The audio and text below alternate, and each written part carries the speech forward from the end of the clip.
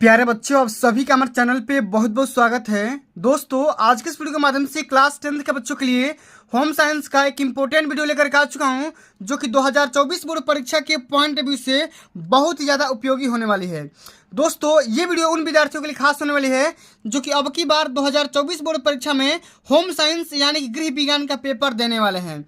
इस वीडियो के माध्यम से मैं आप सभी को ये बताने वाला हूँ कि बोर्ड परीक्षा 2024 की कॉपी कैसे भरें, यानी कि मैं आप सभी को लाइव प्रूफ बताऊंगा, डेमो कॉपी भर के दिखाऊंगा कि अब की बार 2024 का जो डेमो कॉपी होता है, ठीक है, हाई स्कूल का, अब की बार बोर्ड में कौन कौन सी गलतियां नहीं करना है ये तो बताऊंगा ही। साथ में मैं आप सभी को पूरे किताब के जितने भी मोस्ट इंपोर्टेंट दीर्घ उत्तरीय प्रश्न बन सकते हैं उन सभी प्रश्नों को इस वीडियो के माध्यम से बताने वाला हूं और हल करके दिखाने वाला हूं।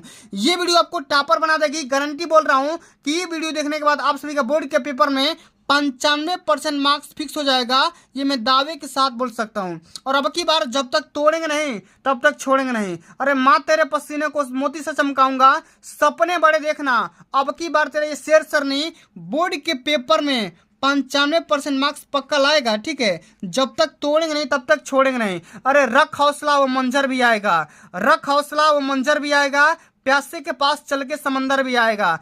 थक कर न बैठ ए मंजिल के मुसाफिर, क्योंकि तुमको मंजिल भी मिलेगी और मंजिल मिलने का मजा भी आएगा, ठीक है। तो सब कुछ बताऊंगा, ठीक है। इस वीडियो का जो हमारा मेन टारगेट है, ठीक है, बोर्ड के पेपर में पूछे जाने वाले ऐसे दीर्घ उत्तरीय प्रश्न बताऊंगा जिन्हें अगर आप तैयार कर लेते हो, समझ लेते हो, तो अब की बार टारगेट पूरा हो जाएगा जो आप सोच रहे हो, ठीक है। तो आइए सबसे पहले हम ये समझ लेते हैं कि बोर्ड कॉपी कैसे भरें।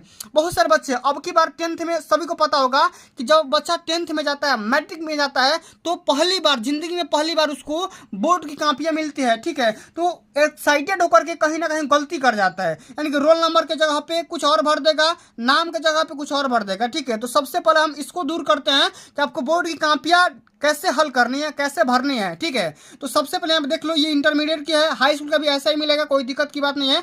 सबसे ऊपर लिखा रहेगा कि केंद्र व्यवस्थापक की मुहर, ठीक है। यहाँ पे मुहर वुहर लगा रहेगा, कोई दिक्कत की बात नहीं होगी। आपको यहाँ से मतलब रखना है। अगर कोई दिक्कत होगा तो यहाँ पे इस पूरे निर्देश को पढ़ लेना, कोई दिक्कत नहीं है, ठीक है। अपना नाम कहीं नहीं लिखना है, अपना जाति यहाँ पे कहीं भी नहीं लिखना है। सबसे पहले यहाँ पे देखो रोल नंबर भरना है, जो कि आप अपने एडमिट कार्ड से मैच करवा के अपना रोल नंबर यहाँ पे भर सकते हो, ठीक है।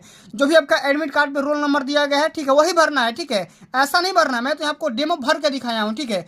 रोल नंबर भरने के बाद अब बहुत सारे बच्चे ऐसे करते हैं कि 33,10,220 ऐसा ऐसा लिखने लगते हैं। आपको वैसा बिल्कुल नहीं लिखना है। आपको ऐसे लिखना है 3,3,1,0,2,2,0 ऐसे करके आपको हिंदी में रोल नंबर लिख देना है। आपका किस चीज का पेपर है, ठीक है, होम साइंस का पेपर है, गृह विज्ञान का पेपर है, यहाँ पे गृह विज्ञान लिखोगे, विज्ञान नहीं लिखना है।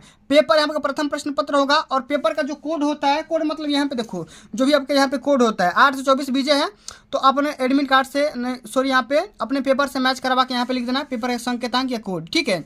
इतना करने के बाद पेपर किस दिन पड़ा है, डेट यहाँ पे लिख देना, टाइम लिख देना, कौन सा पाली पड़ा है ये लिख देना, और सेंटर आपका कहाँ पे सेंटर गया है, ठीक है। आपके एडमिट कार्ड पे सब कुछ लिखा गया होगा, ठीक है। एडमिट कार्ड से मैच करवा के सेंटर का नाम भी यहाँ पे लिख देना है। किस रूम में पेपर दे रहे हो, यहाँ पे रूम नंबर भी लिख सकते हो, कोई दिक्कत की बात नहीं है। इस तरह से आपको बोर्ड की कॉपियां फिलअप करना है, ठीक है। मैंने भर कर बता दिया, कोई दिक्कत की बात नहीं है। अब आइए दोस्तों, मैं आपको ये बता रहा हूँ कि बोर्ड परीक्षा में पूछे जाने वाले वो कौन कौन से इंपॉर्टेंट दीर्घ उत्तरीय प्रश्न है, उसको तैयार कर लो, ठीक है। यही सब सारे क्वेश्चन बोर्ड में आते हैं, ठीक है। एक बार इसको देख लेते हैं। तो सबसे पहला जो हमारा प्रश्न पूछा गया बच्चा कि दूषित जल से फैलने वाले प्रमुख रोग कौन कौन से हैं, हैजा के लक्षण, उपचार तथा बचाव के उपाय लिखिए। जितना बता रहा हूं उतना लिख दोगे, आपका 7 नंबर यहाँ से मिल जाएगा। मैक्सिमम मार्क्स 7 नंबर का आता है, ठीक है। तो यहाँ पे हम लिखेंगे दोस्तों कि अशुद्ध जल से फैलने वाले जो रोग का नाम है, यहाँ पे लिख सकते हैं, निम्नलिखित हैं। जैसे हैजा हो गया, इसको हम कालरा भी बोलते हैं, मोतीझरा टाइफाइड बोलते हैं, पेचिस डिसेंट्री बोलते हैं, अतिसार डायरिया बोलते हैं, ठीक है। तो अशुद्ध जल से फैलने वाले रोग बोल सकते हैं हैजा, मोतीझरा, पेचिस, अतिसार, ठीक है। इतने सारे रोग हैं जो कि अशुद्ध जल से फैलते हैं, ठीक है। अब आपसे पूछा गया है कि भाई हैजे के लक्षण, उपचार तथा बचाव के उपाय बताइए, ठीक है। तो सबसे पहले यहाँ पे लिखोगे हैजा, यहाँ पे लिख दोगे लक्षण व कारण, ठीक है। माने किस वजह से होता है, इसका लक्षण क्या होता है। माने अगर किसी व्यक्ति को हैजा माने कलरा हुआ है तो आप कैसे पहचान पाओगे, ठीक है। यहाँ पे लिखोगे कि चावल के मार जैसे दस्त होना, उल्टी होना, ठीक है।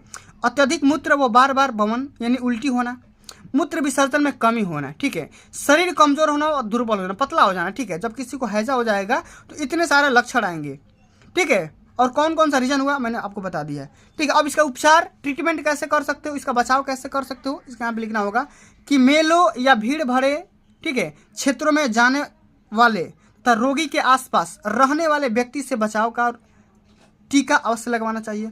मैंने आपको क्या करना है, मेले व भीड़ भाड़ में नहीं घूमना है। ठीक है, जिसको हुआ है ठीक है, आपको इसका टीका भी लगता है, आप टीका भी लगवा सकते हो।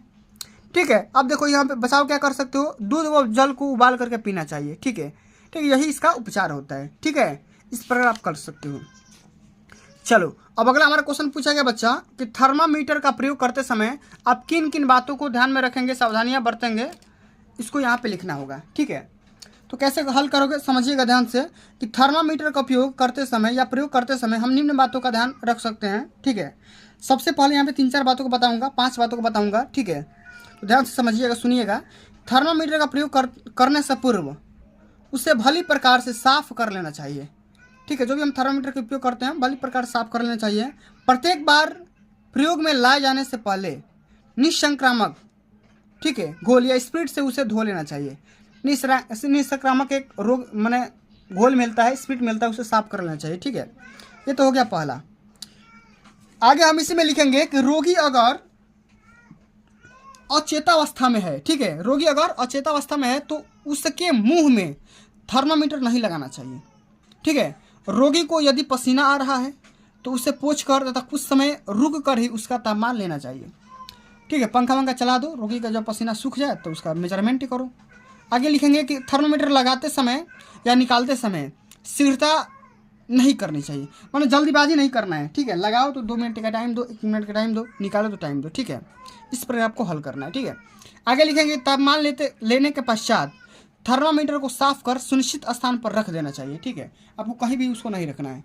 इतनी सारी सावधानियां बरतनी पड़ेगी, कब, जब आप थर्मामीटर का उपयोग करेंगे तब। ठीक है, चलिए आगे बढ़ते हैं। अब अगला हमारा क्वेश्चन पूछा गया बच्चा, ध्यान से सुनो, क्वेश्चन क्या है कि घायल के स्थानांतरण से आप क्या समझते हैं, स्थानांतरण की विधियां क्या होती है। ठीक है, इसके बारे में लिखना होता है। कई बार बोर्ड के पेपर में क्वेश्चन आ चुका है, तो ध्यान से समझो। लिखेंगे दुर्घटना स्थल पर प्रायः चिकित्सा साधनों का अभाव होता है। माने कभी कभी ऐसा होता है कि इंसान वैसी जगह पे एक्सीडेंट करता है जहाँ पे कोई हॉस्पिटल मेडिकल नहीं होता है। ठीक है, इसलिए घायल व्यक्ति को किसी सुरक्षित व सुविधाजनक स्थान पर ले जाना हितकर होता है, परंतु यह कार्य इतना सरल नहीं होता, इतना आसान नहीं होता है, क्योंकि इसके लिए स्थानांतरण का विशिष्ट ज्ञान होना अति आवश्यक होता है। ठीक है, माने किस प्रकार उसको ट्रांसपोर्ट करना है, कैसे ले जाना है, माने इसका नॉलेज होना चाहिए। ठीक है, घायल व्यक्ति के स्थानांतरण के लिए स्ट्रेचर का प्रयोग सर्वोत्तम रहता है, परंतु सामान्यतः दुर्घटना स्थल पर ठीक है इसकी उपलब्धि बहुत ही कम होती है, माने स्ट्रेचर नहीं पाया जाता है। ठीक है, अब यहाँ पे लिखेंगे इसकी कौन कौन सी विधियाँ होती हैं। माने अगर कोई इंसान घायल हो गया तो उसको उठा करके ले जाने में, ट्रांसपोर्ट करने में कौन कौन सी विधियाँ होती है। सबसे पहली विधि आती है सहारा देकर ले जाना। माने कम एक्सीडेंट हुआ है, ज़्यादा घायल नहीं है तो सहारा देकर के ले जा सकते हो, गोद में उठा करके ले जा सकते हो, पीठ पर लाद करके ले जा सकते हो, कंधे पर लाद करके ले जा सकते हो। इतनी सारी विधियाँ होती है माने घायल व्यक्ति को हॉस्पिटल या मेडिकल तक पहुंचाने के लिए। ठीक है, इस प्रकार आपको लिखना होगा। ठीक है, चलो अब अगला हमारा जो क्वेश्चन आता है बच्चा, very very most important question है, समझिएगा कि कृत्रिम शोषण से आप क्या समझते हैं। किसी एक कृत्रिम शोषण विधि का वर्णन करिए। ठीक है, तो कृत्रिम शोषण मतलब प्राकृतिक कंडीशन में माने सांस नहीं लेना। इंसान कब सांस लेता है, इंसान ठीक है वैज्ञानिक दृष्टिकोण से सांस लेगा। कैसे लेगा समझिएगा कि किसी कारणवश यदि फेफड़े में स्वच्छ व ताज़ा वायु का आना जाना कम हो जाए या बंद हो जाए तो दम घुटने की कंडीशन आ जाती है। ऐसे में शरीर की कोशिकाओं की ऑक्सीजन की आवश्यकता पूर्ति न हो जाती है। ठीक है, इस कंडीशन में क्या हो सकती है, मृत्यु भी हो सकती है। तो कभी कभी ऐसा कंडीशन हो जाता है कि इंसान सांस नहीं ले पाता है, उस कंडीशन में कृत्रिम सांस दिया जाता है उसको। जैसे इसमें विधि आती है सेफर्स विधि। अब देखो इस विधि में क्या होता है, इसमें दुर्घटनाग्रस्त व्यक्ति के पेट को आधार मान करके लिटाना चाहिए। ठीक है, माने पेट के बल पे सो जाना चाहिए। ठीक है, तथा मुंह को एक ओर कर देना चाहिए। ठीक है, अब यहाँ पे लिखेंगे कि टांगों आदि को फैला करके रखना चाहिए, नाक मुंह आदि अच्छी तरह से साफ कर देना चाहिए। इस विधि के अंतर्गत किसी व्यक्ति को सांस लेने में उपयुक्त मदद मिल जाएगी। यह होती है सेफर्स विधि। ठीक है, इतने सारे आपको मेथड यहाँ पे लिखना पड़ेगा। ठीक है, चलो आगे हम बात करेंगे। अंतिम नंबर क्वेश्चन है कि स्पंज करना किसे कहते हैं। और रोगी को कब और क्यों स्पंज किया जाता है। ठीक है, स्पंज करना, आइए समझते हैं स्पंज करना क्या होता है।